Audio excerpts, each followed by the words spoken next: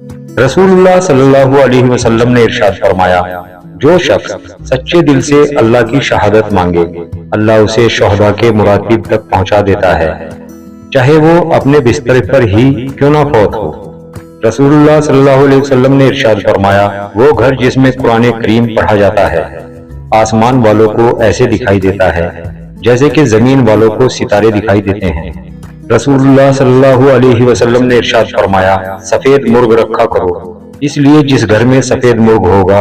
نہ تو شیطان اس گھر کے قریب ہوگا اور نہ جادوگر ان گھروں کے قریب ہوگا جو اس گھر کے ارد گرد ہوں گے۔ رسول اللہ صلی اللہ علیہ وسلم نے فرمایا، اللہ تعالیٰ فرماتا ہے کہ جب میں کسی مومن بندے کی محبوب چیز اس دنیا سے اٹھا لیتا ہوں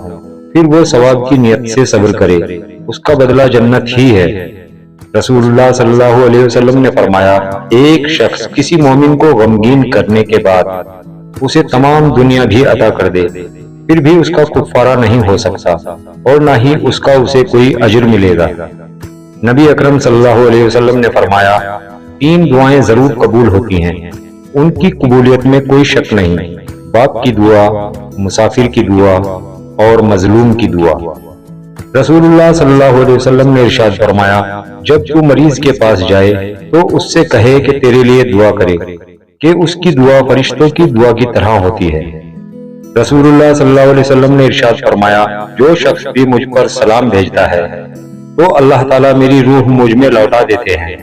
حتیٰ کہ میں اس کے سلام کا جواب دیتا ہوں۔